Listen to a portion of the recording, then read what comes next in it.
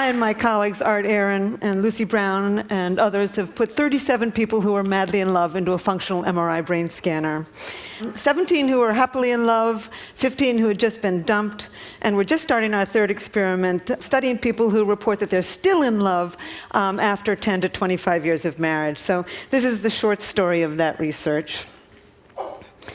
In the jungles of Guatemala in Tikal stands a temple. It was built by the grandest Sun King of the grandest city-state, of the grandest civilization of the Americas, the Mayas. His name was Casacanchawi. He stood over 6 feet tall. He lived into his 80s, and he was buried beneath this monument in 720 AD. And Mayan inscriptions proclaim that he was deeply in love with his wife, so he built a temple in her honor facing his. And every spring and autumn, exactly at the equinox, the sun rises behind his temple and perfectly bathes her temple with his shadow. And as the sun sets behind her temple in the afternoon, it perfectly bathes his temple with her shadow. After 1,300 years, these two lovers still touch and kiss from their tomb. Around the world, people love. They sing for love, they dance for love, they compose poems and stories about love, they tell myths and legends about love, they pine for love, they live for love, they kill for love, and they die for love. As Walt Whitman once said, he said, "Oh, I would stake all for you." Anthropologists have found evidence of romantic love in 170 societies. They've never found a society that did not have it. But love isn't always a happy experience. In one study of college students, they asked a lot of questions about love, but the two that stood out to me the most were, have you ever been rejected by somebody who you really loved? And the second question was, have you ever dumped somebody who really loved you? And almost 95% of both men and women said yes to both. Almost nobody gets out of love alive.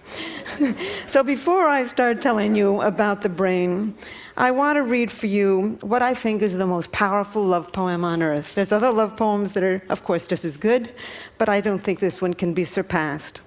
It was told by an anonymous Kwakiutl Indian of southern Alaska to a missionary in 1896. Here it is. I've never had the opportunity to say it before. Fire runs through my body with the pain of loving you. Pain runs through my body with the fires of my love for you. Pain like a boil about to burst with my love for you. Consumed by fire with my love for you.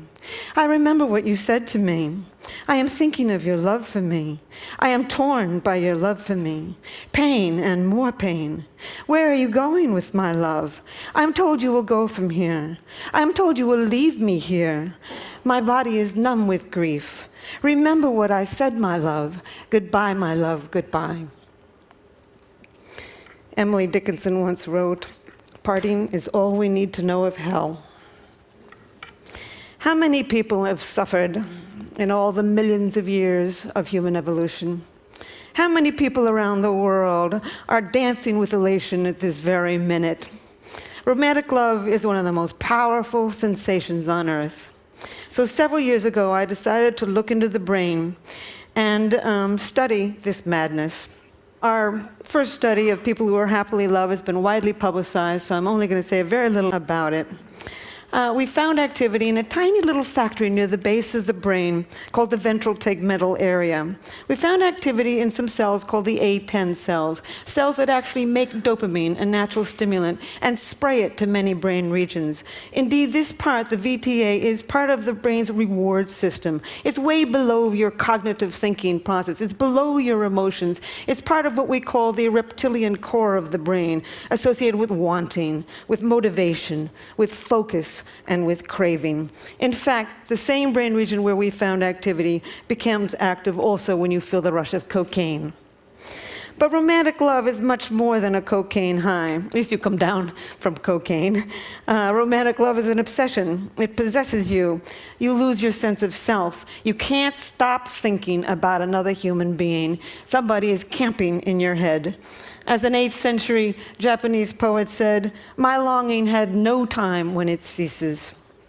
Wild is love. And the obsession can get worse when you've been rejected. So right now, Lucy Brown and I, the neuroscientist on our project, are looking at the data of the people who we put into the machine after they had just been dumped. It was very difficult, actually, putting these people in the machine because they were in such bad shape. So anyway, we found activity in 3 brain regions. We found activity in a brain region, in exactly the same brain region associated with intense romantic love. What a bad deal. You know, when you've been dumped, the one thing you love to do is just forget about this human being and then go on with your life. But no, you just love them harder. As the poet Terence, the Roman poet, once said, he said, "The less my hope, the hotter my love." And indeed, we now know why. 2,000 years later, we can explain this in the brain.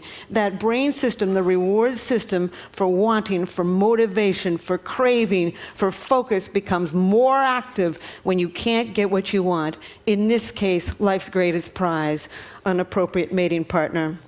We found activity in other brain regions also. In a brain region associated with calculating gains and losses.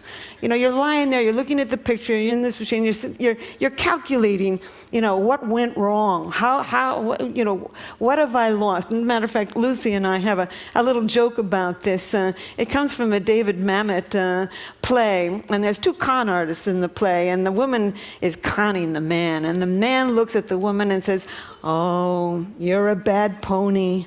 I'm not going to bet on you." And indeed, it's this brain, part of the brain, the core of the nucleus accumbens actually, that's becoming active as you're measuring your gains and losses. It's also the brain region that becomes active when you're willing to take enormous risks for huge gains and huge losses. Last but not least, we found activity in the brain region associated with deep attachment to another individual. No wonder people suffer around the world, and we have so many crimes of passion. When you've been rejected in love, not only are you engulfed with feelings of romantic love, but you're feeling deep attachment to this individual. Moreover, this brain circuit for reward is working, and you're feeling intense energy, intense focus, intense motivation, and the willingness to risk it all to win life's greatest prize. So what have I learned from this experiment that I would like to tell the world? Foremost, I've come to think that romantic love is a drive, a basic mating drive. Not the sex drive. The sex drive gets you out there looking for a whole range of partners. Romantic love enables you to focus your mating energy on just one at a time, conserve your mating energy, and start the mating process with a single individual. I think of all of the poetry that I've read about romantic love, what sums it up best is something that is said by Plato. Over 2,000 years ago. He said, "The God of love lives in the state of need." It is a need. It is an urge. It is a homeostatic imbalance. Like hunger and thirst, it's almost impossible to stamp out. I've also come to believe that romantic love is an addiction, a perfectly wonderful addiction when it's going well, and a perfectly horrible addiction when it's going poorly. And indeed, it has all of the characteristics of an addiction. You focus on the person, you obsessively think about them, you crave them, you distort reality, your willingness to take enormous risks to win this person. And it's got the 3 main characteristics of addiction. Tolerance, you need to see it more and more and more. Withdrawals, and last but not relapse. I've got a girlfriend who's just getting over a terrible love affair. It's been about 8 months. She's beginning to feel better. And she was driving along in her car the other day, and suddenly she heard a song on the car radio that reminded her of this man. And she, not only did the instant craving come back, but she had to pull over the road, from the side of the road, and cry. So one thing I would like the medical community and the legal community and even the college community to see if they can understand that indeed romantic love is one of the most addictive substances on earth. I would also like to tell the world that animals love. There's not an animal on this planet that'll copulate with anything that comes along. Too old, too young, too scruffy, too stupid, and they won't do it. Unless you're stuck in a laboratory cage, and if you spend your entire life in a little box, you're not going to be as picky about who you have sex with. But I've looked in 100 species, and everywhere in the wild, animals have favorites. As a matter of fact, ethologists know this. There's over eight words for what they call animal favoritism, selective proceptivity, mate choice, female choice, sexual choice. And indeed, there are now 3 academic articles in which they've looked at this attraction, which may only last for a second, but it's a definite attraction, and it's either the same brain region, this reward system, or the chemicals of that reward system are involved. In fact, I think animal attraction can be instant. You can see an elephant instantly go for another elephant, and I think that this is really the origins of what you and I call love at first sight. People have often asked me whether what I know about love has spoiled it for me. And I just simply say, hardly. You can know every single ingredient in a piece of chocolate cake, and then when you sit down and eat that cake, you can still feel that joy. And certainly I make all the same mistakes everybody else does too.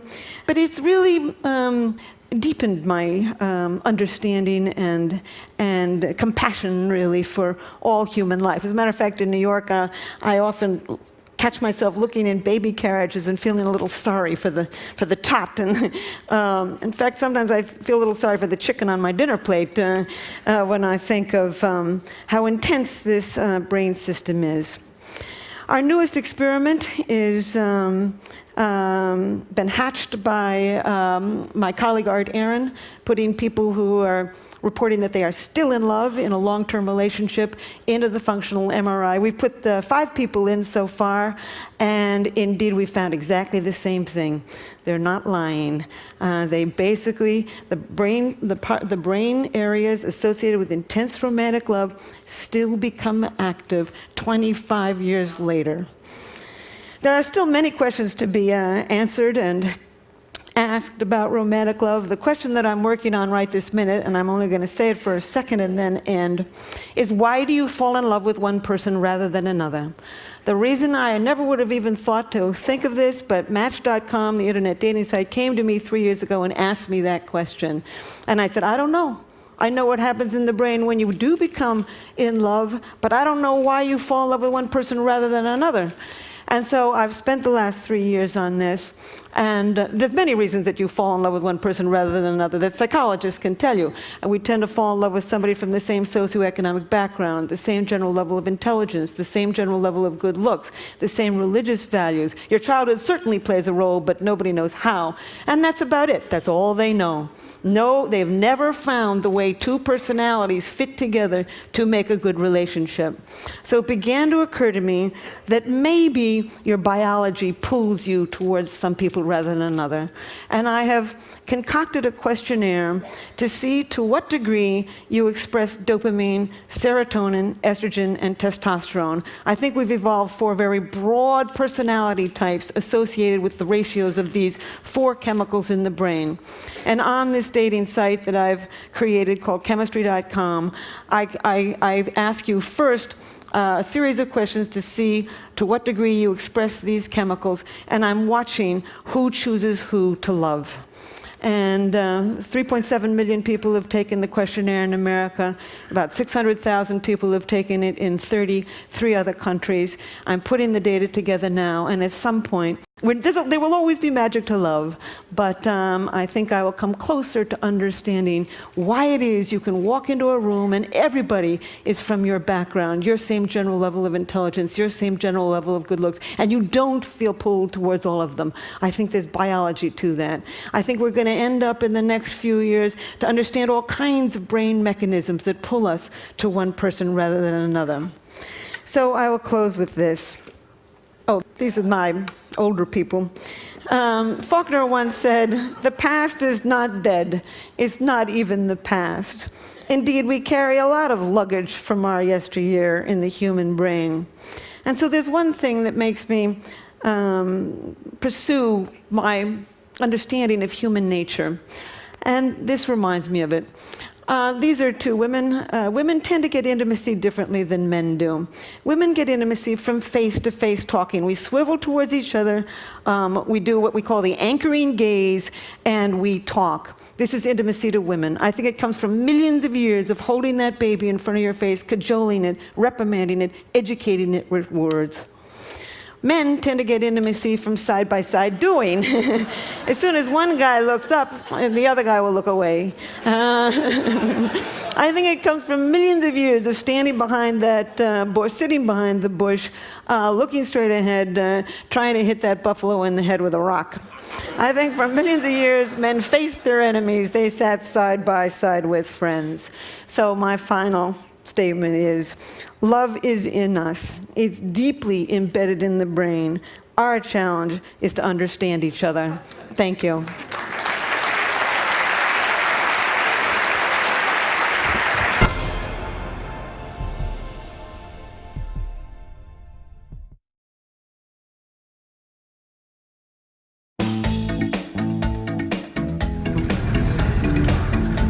Thank you to everyone that took the time to vote for us on the Mazda Rebels Hub. We've been humbled by the support that we've received, and the Mazda grant is going to make a huge difference. The grant is going to support 3 major projects, both getting Peak out there to the community. It's going to support a hospital in Kenya to deliver eye care immediately, and a bakery which is going to provide employment and a sustainable way of delivering eye care into the future. We're really excited about sharing these different projects.